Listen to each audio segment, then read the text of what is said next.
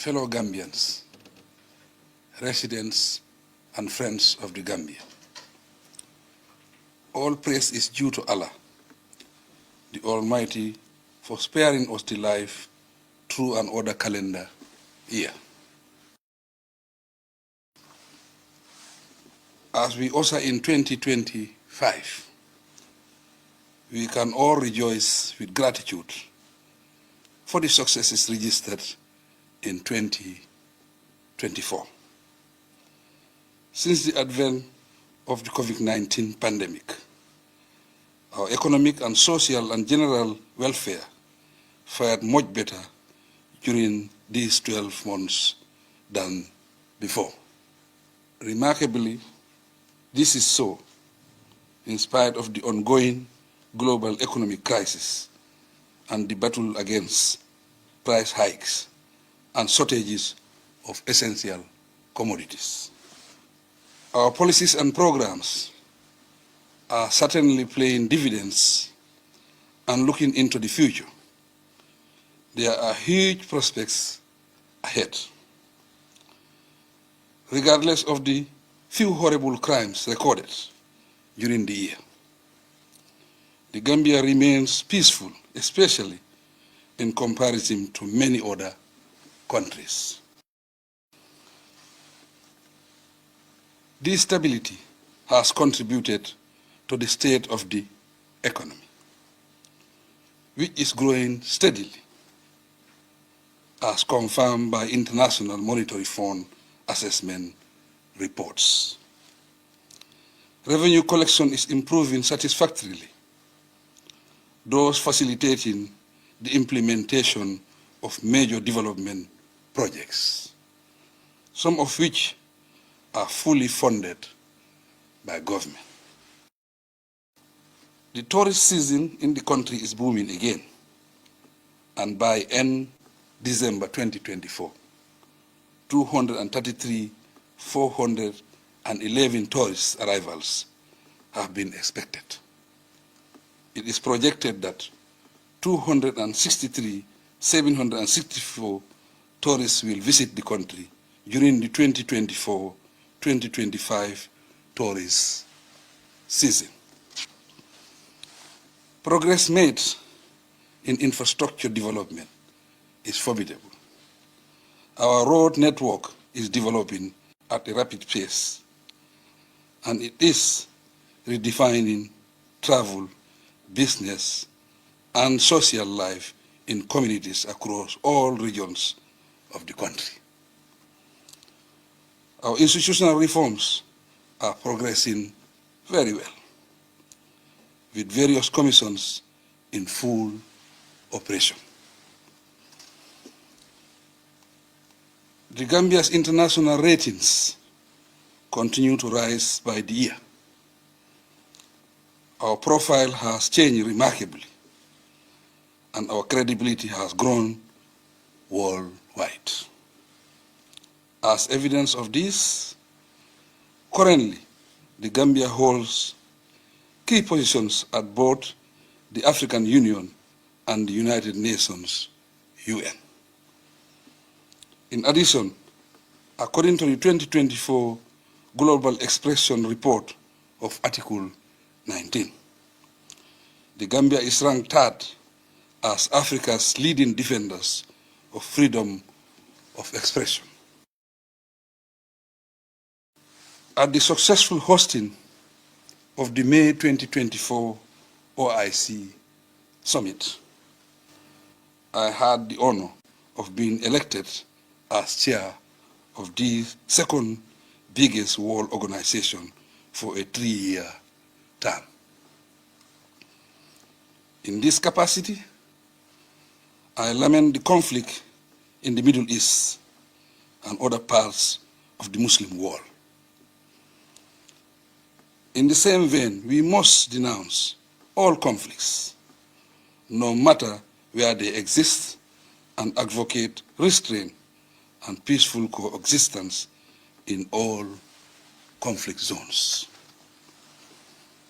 The UN and world leaders should boldly condemn unrest and external aggression. such as the type waged by Israel against the Palestinians and other nations. The hosting of the ONVG Council meeting this month and the bilateral agreements between the Gambia and Spain on one hand and Saudi Arabia on the other also manifests the growing image of the Gambia worldwide. Fellow Gambians, residents, and friends of the Gambia, a major setback in 2024 is the groundnut crop failure in some communities last summer.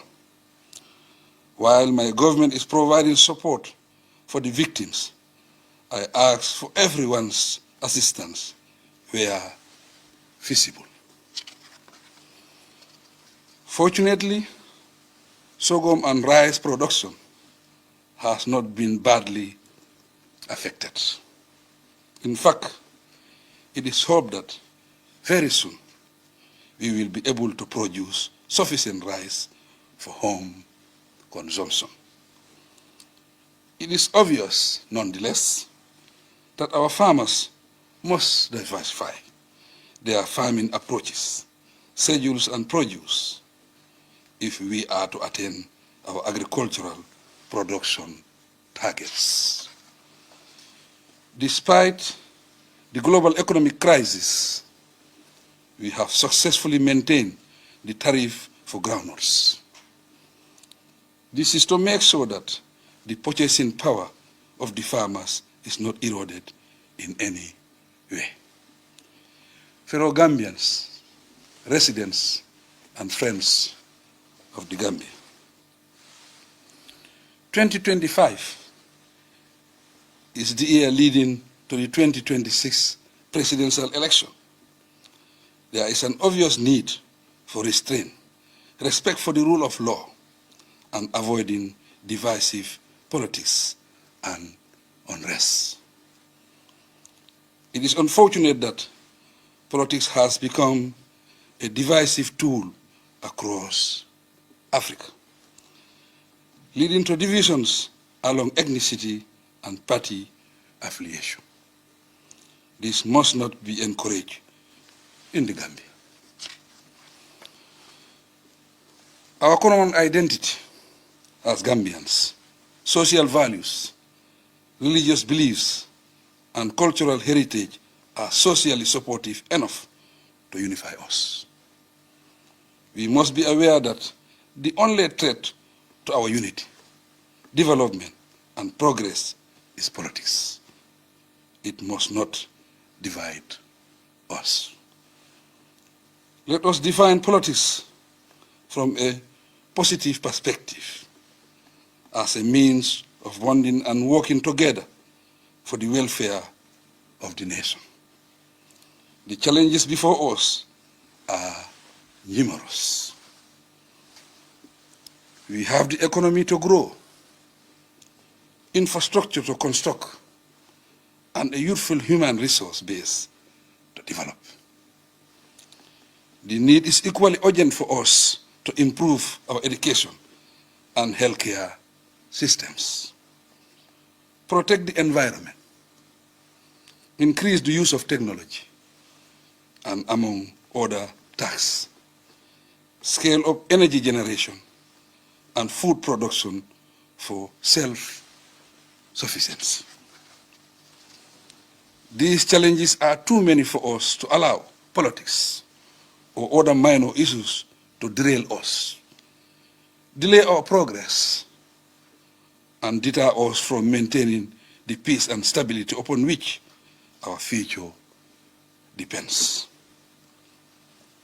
I plead that we put our political differences aside and unite to address our development needs. I particularly advise the youth to pay special attention to their well-being. Drugs, crime, irregular migration, lack of skills, and disregard for education are counterproductive. the continuity of our advancement individually, as well as our national progress. Security, peace, and development rests on the youth. The future lies in knowledge production and application, innovation, research, technology, and productivity. You, the youth, have the opportunity to broaden your horizons in these areas so that the Gambia can match other nations in all spheres of development. Like the women, we put in every effort to support you. As in matters of health and survival, you come first at the family, school, and skills acquisition levels. We encourage you, therefore, to make the best use of the opportunities at your disposal. Do not allow yourselves to be used as instruments of resistance, crime, or destruction. Nor must you allow anyone to use you for sabotage or subversion. As Gambians, young and old, let us stand united and not turn against one another. The unrest in other lands suffice as lessons for us. Fellow Gambians, residents and friends of the Gambia, the revised draft constitution has been submitted to the National Assembly, and we hope that it will be presented to the people for a referendum. There are procedures in every stage of our political development, and my government will comply with all constitutional requirements. I must equally emphasize that neither the government nor any section of the Gambian community can impose their will on the nation. As such, let us all be law-abiding and democratic citizens, fellow Gambians. By all indications, 2025 is a promising year. With the right frame of mind, right attitude, right resolution, and commitment, we will do much better as a nation. I propose that our resolution for 2025 be anchored to working in solidarity for a better Gambia. This implies turning a new leaf for the better, resolving our differences, consulting and accommodating one another, being empathetic and appreciative of everyone, working hard in unity, and wishing one another well. So far, we have made tremendous progress in all areas of development, and we are determined to do much better. I assure you that there will be more people-oriented development projects that include road construction, access to electricity and water, and provision of vital facilities. In this respect, I call on the municipalities and area councils, the National Road Authority, the National Environment Agency, and other relevant enforcement agents to work cordially with the government to keep our cities, towns, and communities clean, as we continue to provide the much-needed road infrastructure and social services. The private sector and civil society organizations remain our close partners in development. As partners, we have to work hand in hand to complement our efforts. Let us solidify the partnership and support each other for the betterment of every citizen. There is no doubt that our women are also very strong partners and contributors to the economy. My government will continue to support and empower them. To benefit from government support, we encourage interested persons to organize themselves and engage in productive projects. Government funds are for all citizens, male and female, but we must follow due procedure in whatever we do. The new pay increases for civil servants and pensioners are meant to uplift the status of every Gambian, alleviate all sufferings, and ensure quality living standards for all Gambians.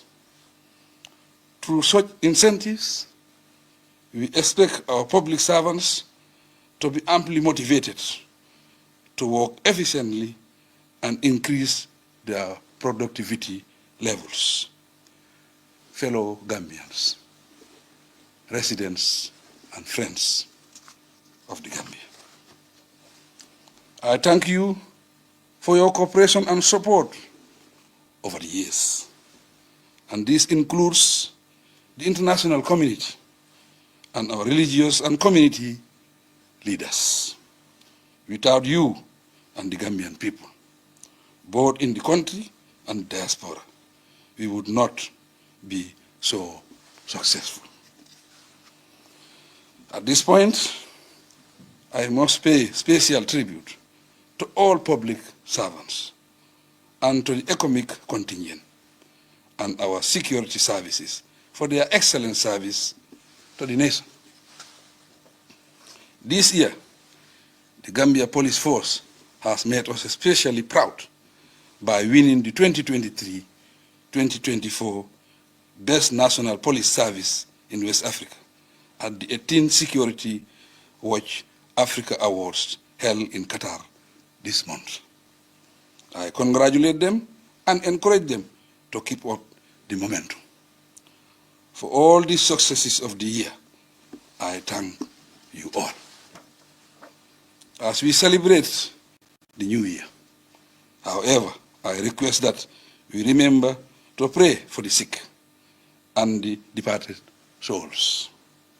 Likewise, let us pray for peace, unity and progress for the Gambian nation and the global community. I wish you all a very happy, peaceful and prosperous year ahead, with good health, security and stability for us and for the rest of the world. God bless us all. I thank you for your kind attention.